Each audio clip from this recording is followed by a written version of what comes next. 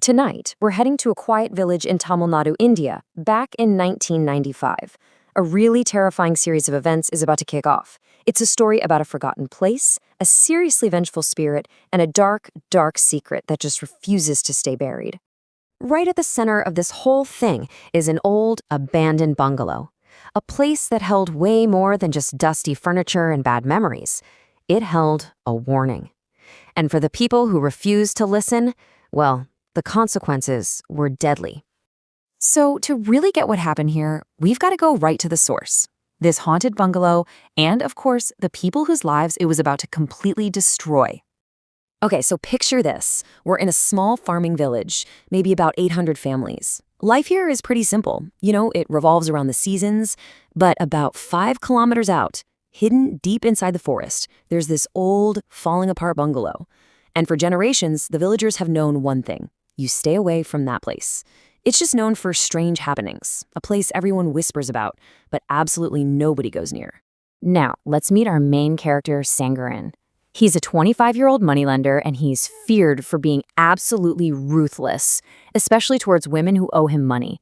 He's arrogant, he's a total skeptic, and he has no idea that his actions are basically a carbon copy of another man, Senapathy, from decades earlier. And this parallel? Well, it's everything. It's the key to this entire story.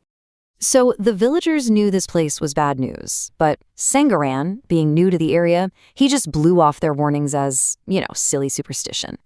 He was about to find out, the hard way, exactly what everyone was so afraid of. But here's the thing, Sangaran wasn't actually the first person to challenge the bungalow's reputation. The first real warning came from 2 other guys who made a fatal mistake. It was a brutal public lesson that was about to be tragically ignored. So you've got these 2 brothers, they're hiding out from the police, and they decide the abandoned bungalow is the perfect place to lay low. Big mistake. Late one night, they see this beautiful woman bathing in the old, crumbling pool, and with no one else around, they get a terrible idea. But as they get closer, she turns, and she is something monstrous, something not of this world. They try to run, but it is way too late. One brother dies right there, almost instantly. The other one, he manages to live just long enough to tell this horrifying story before he dies in the hospital. So now 2 men are dead. The village is completely terrified. They get the message, loud and clear. Everyone does, except for one person. So when Sankaran hears this story about the brothers' gruesome deaths, he doesn't feel fear. He just feels contempt. For him, this is just a perfect opportunity to prove how dumb all the villagers are. He's out drinking with his friends, and he's just openly making fun of the whole story. He's laughing it off, saying, "Oh, the police must have done it." When his friends call him out, daring him to go spend a night there himself, his ego just completely takes over. So fueled by booze and arrogance, he accepts the challenge. He gets to the bungalow around midnight, and he's not just there to prove a point, he's actually thinking about taking the property for himself. And then he sees her. The woman in the pool, exactly like the story said. But he doesn't feel fear. He feels desire.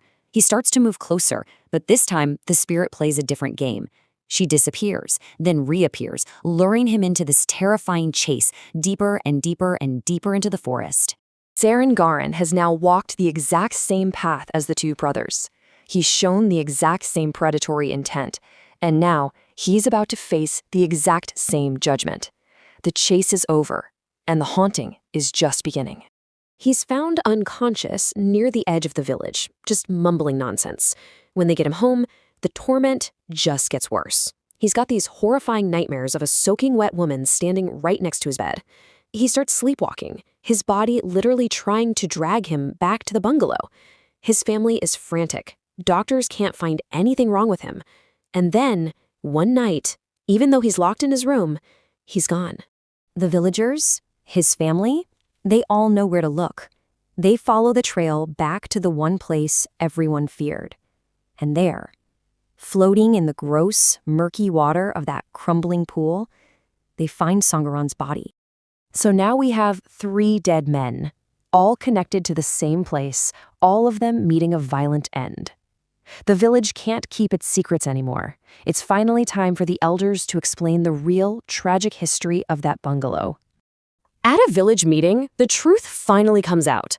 What the younger generation only knew as some scary ghost story was, for the elders, a really painful memory of a real person and a terrible, terrible injustice.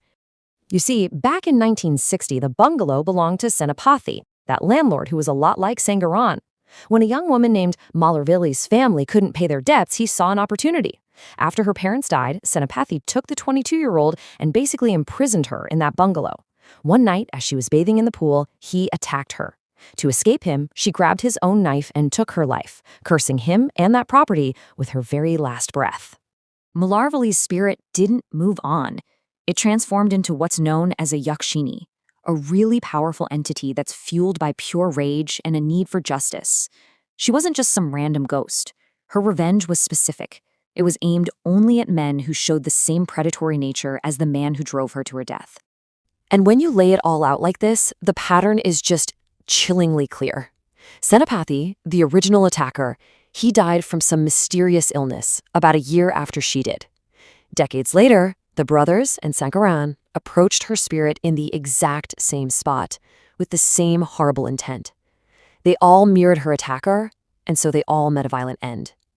Her spirit was like an echo, a pattern of justice just repeating itself. After Sangaran's death, the villagers knew they had to do something. They brought in an exorcist, but not to destroy her spirit, just to contain it. A powerful ritual was done, creating a kind of spiritual boundary. Malarvili's spirit was bound to the bungalow, left alone in her tragic solitude, making sure she couldn't harm anyone else, and just as important, that no one else could disturb her. Which leaves us with one last question. Is the Yakshini of Theni a monster that we should be afraid of? Or is she a victim, dealing out a brutal, supernatural kind of justice from the very place of her deepest trauma? I guess the answer really depends on where you believe the line between horror and justice truly lies.